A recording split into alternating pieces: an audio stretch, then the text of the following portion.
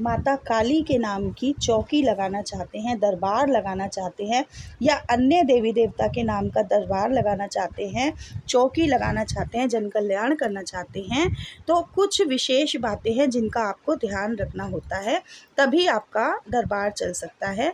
जय जय महाकाली। मेरे चैनल में आपका स्वागत है। मैं आशा करती हूँ आप सभी अच्छे होंगे, स्वस्थ होंगे।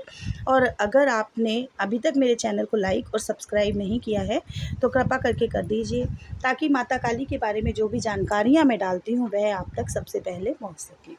तो अब बात करते हैं दरबार के बारे में, कि अगर आप बहुत दिनों से दरबार लगाने की सोच रहे हैं और दरबार लगाना चाहते हैं, जन कल्याण करना चाहते हैं, तो कुछ विशेष बातें हैं जिनको आपको ध्यान में रखना है, तभी आप दरबार लगा सकते हैं। और दरबार लगाने की सोचना भी आपको तभी है। तो ऐसी क्या बातें हैं जो मैं आज आपको बताऊंगी। पूरा वीडियो ध्यान से सुने और जो भी बातें मैं आपको बता रही हूँ उन्हें आप ध्यानपूर्वक सुनकर उनको समझें, तभी आप दरबार लगा सकते हैं। तो आइए अब बात करते हैं। सबसे पहले आपको क्या करना होता है, जब आप दरबार लगाते हैं तो आपके पास एक ऐसा सिद्ध मंत्र होना चाहिए जो हमारा सुरक्षा घेरा, हमारे शरीर को प्रोटेक्ट करता है, प्रोटेक्शन प्रदान करता है।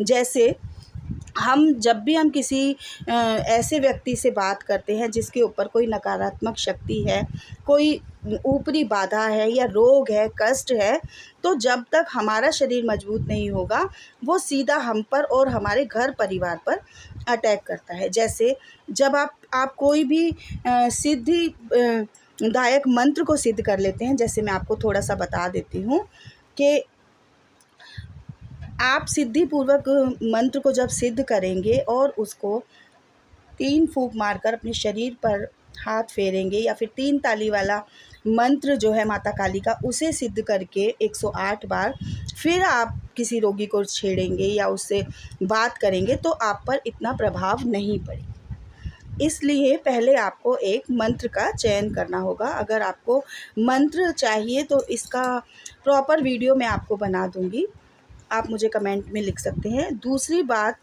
जो ध्यान में रखने वाली है, आप दरबार को कभी भी निशुल्क नहीं कहेंगे कि निशुल्क दरबार है, क्योंकि देखिए देवी देवता हैं, भोग चढ़ता है, प्रसाद चढ़ता है, हवन होता है, तो निशुल्क तो वो रह नहीं सकता। क्योंकि हम किसी के रोगी के कष्ट को काटने के लिए अपने पैसे से अगर प्रसाद या भोग चढ़ाएंगे तो वो माता स्वीकार नहीं करेंगी।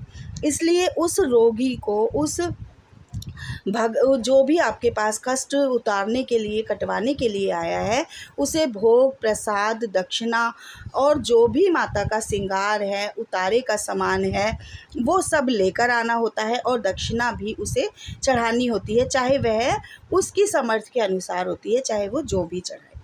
ये दूसरी बात होती है, क्योंकि अगर आप ऐसा नहीं करेंगे तो देवता को तो अपना भोग चाहिए और प्रसाद चाहिए, वो तो मांगेगा ही। अगर आप उसको उसका भोग प्रसाद नहीं देंगे तो आपके घर में, आपके बच्चों को, आपके घर परिवार को और आपको परेशानी हो सकती है। ये सबसे बड़ी बात है जो लोग गलती करते हैं, ये गलती आपको कभी भी नहीं करनी है। और 2 पॉइंट हो गए। अब तीसरी बात क्या है जो आपको ध्यान रखनी है, कि आप जो भी देवता का उतारा है, भोग है, प्रसाद है, समय समय पर आपको देना है। अगर आपने किसी का कष्ट काटा है, रोगी का जो भी उतारा है अपने घर में ना रख के वो सीधा उस मंदिर में आपको भेजना है, उस जगह पे आपको वो भोग प्रसाद भेजना है जहाँ की आपके पास सिद्धि है। जैसे आप जिस भी माता को, जहाँ का भी आपका सिद्धपीठ दरबार है, माता काली का, कालका का जो भी दरबार है, सिद्धपीठ दरबार का मतलब होता है जैसे दिल्ली की रानी महारानी कालका माई का दिल्ली में दरबार है, गुड़गांव में गुड़गांव वाली का दरबार है, सीकरी में सीकरी वाली माता का दरबार है, तो ये होते हैं सिद्धपीठ दरबार। तो आपको उन सिद्धि जहाँ से भी आई है, आपकी सिद्धि जहाँ से चल रही है, उनका भोग प्रसाद आपको वहीं पर भेजना होता है, वहीं पर चढ़ाना होता है। माँ के 16 श्रृंगार हैं, प्रसाद है, जो भी आपने माँ से बात कर रखी है कि जो भी आपका देवता जिस बात पे आपसे राजी होकर आपके साथ आपके कार्य को बना रहा है, तो उनकी बातें जो भी है समय समय पर आपको पूरी करनी होती है, नहीं तो देवता नाराज़ हो जाते हैं। उनका जो भी दिन होता है, जैसे सोमवार को भोले बाबा का दिन है, हनुमान जी का मंगलवार को दिन है और माता काली का शनिवार का दिन है, मंगलवार का दिन भी है। तो आप कभी भी अगर आप माता काली की चौकी लगाना चाहते हैं तो आप कभी भी शनिवार के दिन दरबार नहीं लगाएंगे, आप कभी भी मंगलवार के दिन दरबार नहीं लगाएंगे। अगर आप भोले बाबा का दरबार लगा रहे हैं तो आप सोमवार को कभी भी नहीं लगाएंगे। ऐसा क्यों? क्योंकि जो हमारे इष्ट देवता का दिन है, सोमवार है, शनिवार है या फिर मंगलवार है, तो ये दिन हमारे इष्ट देवता के प्रिय दिन होते हैं। इस दिन हमें उनके पास उनको समय देना होता है, उनके साथ ये समय उनका है और हमें उनके साथ मंत्र का जाप करना है, पूजा करनी है, भोग देना है, हवन करना है।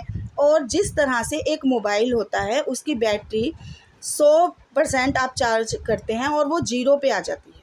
आपने चार्ज किया, आपने उससे काम किया, वो 0 पे आ गई। इसी तरह से वो जो हमारा शरीर है वो चार्ज उसका ख़त्म हो गया है। आपने दरबार लगाया तो आपकी चार्जिंग ख़त्म हो चुकी है। वो चार्जिंग आपकी 6 दिन तक आप पूजा करेंगे, पाठ करेंगे, हवन करेंगे, मंत्र का उच्चारण करेंगे तो वो धीरे धीरे आपका शरीर चार्ज हो रहा है।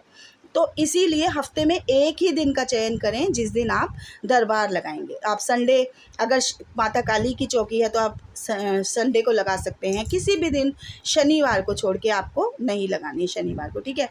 तो ये बातें जो होती हैं ये ध्यान रखनी है आपको। अपने इष्ट देवता के दिन पूरा समय भगवान का होता है।